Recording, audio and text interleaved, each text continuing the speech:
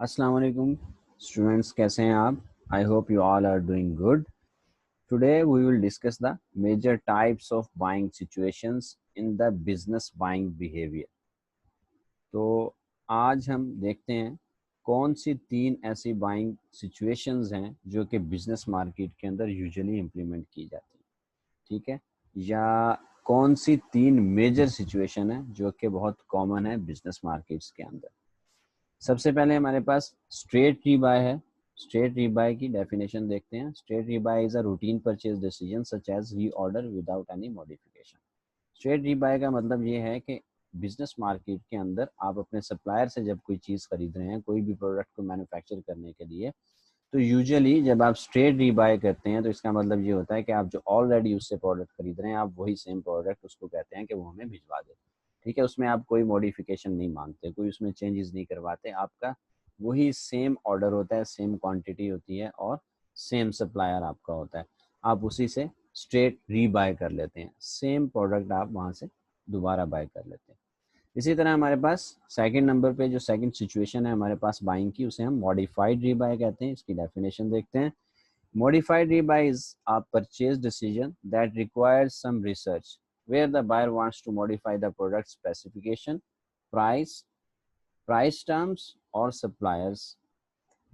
Modified rebuy के अंदर हम क्या करते हैं कि हम अपने डिसीजन को थोड़ा सा मॉडिफाइड करते हैं, थोड़ा सा हम ये कह लें कि उसको चेंज करते हैं, क्योंकि उसके ऊपर हमें थोड़ी सी रिसर्च करने के बाद या कंज्यूमर की प्रेफरेंसेस को जानने के बाद हो सकता है हमें अपनी प्रोडक्ट के अंदर कुछ मॉडिफिकेशन करनी पड़े. तो फिर हम अपने सप्लायर से रिक्वेस्ट करते हैं कि हमें जो हम आपसे पहले मटेरियल खरीद रहे हैं उसमें हमें कुछ चेंजेस चाहिए, उसमें कुछ मॉडिफिकेशन करवानी है. फॉर एग्जांपल, अगर आप कोई प्लास्टिक की प्रोडक्ट्स बना रहे हैं, फॉर एग्जांपल आप प्लास्टिक की चेयर्स बना रहे हैं, आप देखते हैं कि मार्केट के अंदर जो डिमांड है वो ज़्यादा ग्रे कलर की चेयर्स की है. तो पहले जो आप प्लास्टिक का मटेरियल खरीद रहे थे वो आप पहले और दो तीन कलर्स का खरीद रहे थे, तो अभी आपको ज़रूरत महसूस हुई कि हमें ग्रे कलर का प्लास्टिक का मटेरियल भी चाहिए, जब जिससे हम ग्रे कलर की चेयर्स को मैन्युफैक्चर कर सकें. या आप पहले जो क्वालिटी बना रहे हैं वो थोड़ी सी लो बना रहे हैं, कस्टमर आपसे अच्छी क्वालिटी की डिमांड भी कर रहे हैं. अब आप अच्छा मटेरियल उसमें लगाने के लिए अपने सप्लायर को कहते हैं कि हमें जो पहले आपसे मटेरियल हम ले रहे हैं, हमें अब उससे थोड़ा अच्छा मटेरियल आप दें. ठीक है. तो इसको हम कहते हैं कि आपका मॉडिफाइड रीबाय है. इसमें मॉडिफाइड रीबाय में और भी एक दो चीज़ें आ जाती हैं. जिस तरह अभी मैंने आपको बात की कि आप उसको प्रोडक्ट की स्पेसिफिकेशन को चेंज कर सकते हैं, यानी कि आप उस अपने सप्लायर से जो रॉ मटेरियल पहले खरीद रहे थे उसकी आप स्पेसिफिकेशन चेंज कर सकते हैं, यानी उसकी क्वालिटी इन्हेंस कर सकते हैं, उसका कलर चेंज कर सकते हैं. प्राइस के ऊपर भी आप नेगोशिएशन कर सकते हैं. समटाइम ऐसा होता है कि मार्केट के अंदर कुछ प्राइसेस ऊपर नीचे हो रही होती हैं. आप जिस पुरानी प्राइस के ऊपर अपने सप्लायर से बाय कर रहे हैं, लेकिन प्राइसेस जो हैं वो मार्केट के अंदर डिक्रीज हो गई हैं, तो आप प्राइस पे निगोशिएट करते हैं अपने सप्लायर के साथ कि भाई पहले जिस प्राइस पे हम आपसे खरीद रहे थे हम अब उस पर नहीं खरीदेंगे. वो आपकी मॉडिफाइड रीबाय हो जाएगा अगर वो नई प्राइस के ऊपर आपके साथ अग्री कर जाता है. अगर वो नहीं करता तो हो सकता है आप अपना सप्लायर चेंज कर लें. तो जब आप अपना सप्लायर चेंज करेंगे तो तब भी आपका मॉडिफाइड रीबाय सिचुएशन हम इसको कंसीडर करेंगे. इसी तरह थर्ड सिचुएशन हमारे पास है new task. New task is a purchase decision that requires through research such as a new product. यानी न्यू टास्क में आपकी बिल्कुल आप एक नया मटेरियल खरीदते हैं. हो सकता है वो किसी नए सप्लायर से खरीद रहे हो या आप अपने एग्जिस्टिंग सप्लायर से खरीद रहे हो. जो प्रोडक्ट आप पहले मैन्युफैक्चर कर रहे हैं आप बिल्कुल उससे हट के कोई प्रोडक्ट बनाना शुरू कर देते हैं. ठीक है, उसके लिए आपको बिल्कुल नया रॉ मटेरियल चाहिए, उसके लिए डिफरेंट सप्लायर्स आपको चाहिए जो कि उस प्रोडक्ट को मेक करने में जो जो उसके अंदर रॉ मटेरियल यूज़ होता है या जो भी एट्रीब्यूट्स या जो भी इंग्रेडिएंट्स उसमें यूज़ होते हैं वो आप डिफरेंट सप्लायर से ले रहे होते हैं या एक ही सप्लायर से भी ले रहे होते हैं. तो वो आपके लिए वो बिल्कुल न्यू टास्क इस वजह से होता है कि वो पहले वो वाली प्रोडक्ट आपने बाय नहीं की होती. यहाँ पर आपका सप्लायर भी नया होता है, वहाँ पर आपकी प्राइसेस भी नई होती हैं. सप्लायर नया इस वजह से हम इसको कहते हैं क्योंकि आप वही प्रोडक्ट उस सप्लायर से बाय नहीं कर रहे होते. तो ये आपका न्यू टास्क सिचुएशन है जो कि आपकी major types of buying situations में से एक है. उसके बाद हम देखते हैं जी पार्टिसिपेंट्स कौन है जो कि बिजनेस बाइंग प्रोसेस के अंदर पार्टिसिपेट करते हैं। जब भी आपने बिजनेस के लिए कुछ बाय करना है या बिजनेस बाइंग करनी है तो उसमें कौन लोग हैं जो कि पार्टिसिपेट करते हैं।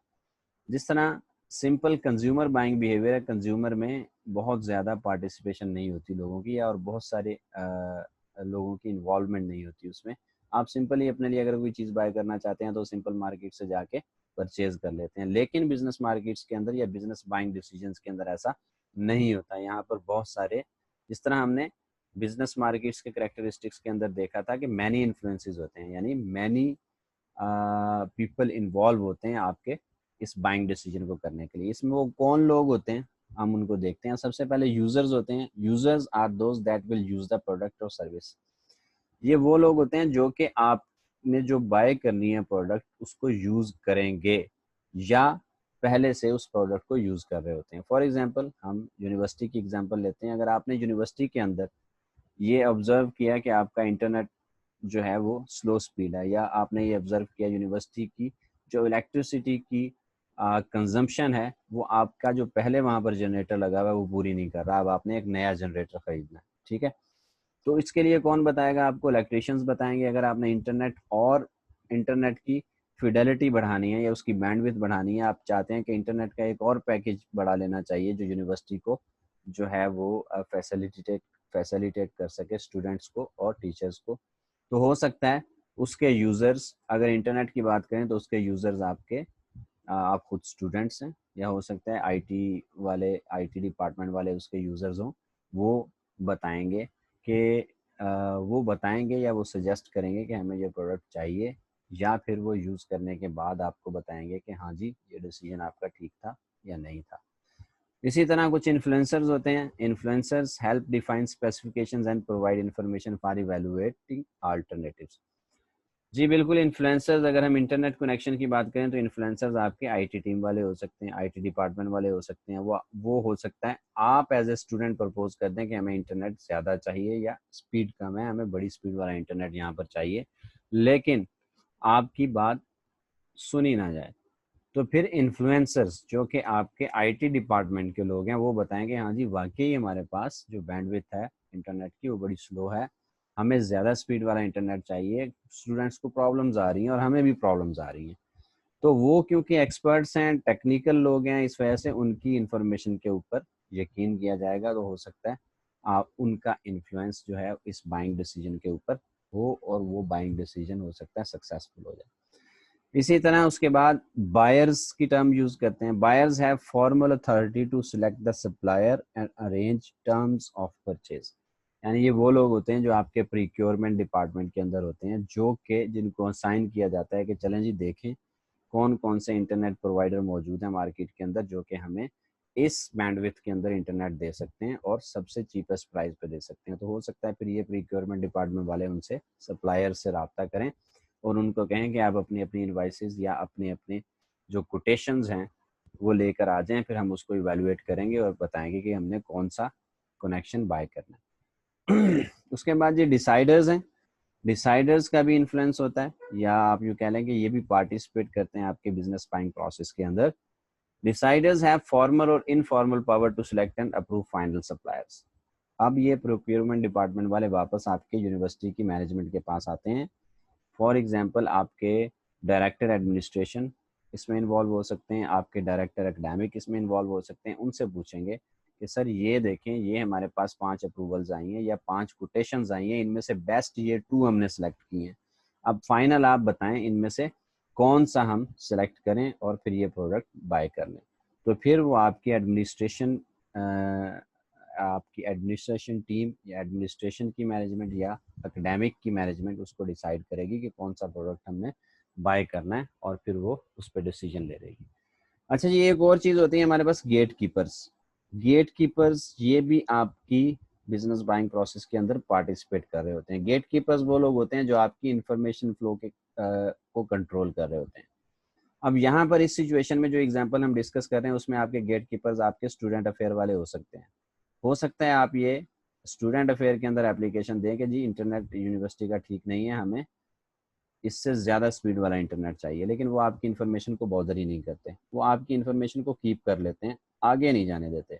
तो फिर हम इसको यहाँ पर ये कहेंगे, कंसीडर करेंगे कि वो आपके गेट कीपर्स होंगे जो कि आपकी इंफॉर्मेशन को आगे फ्लो नहीं होने देते, उस कंसर्न डिपार्टमेंट तक फ्लो नहीं होने देते जहां पर आपका ये डिसीजन होना है।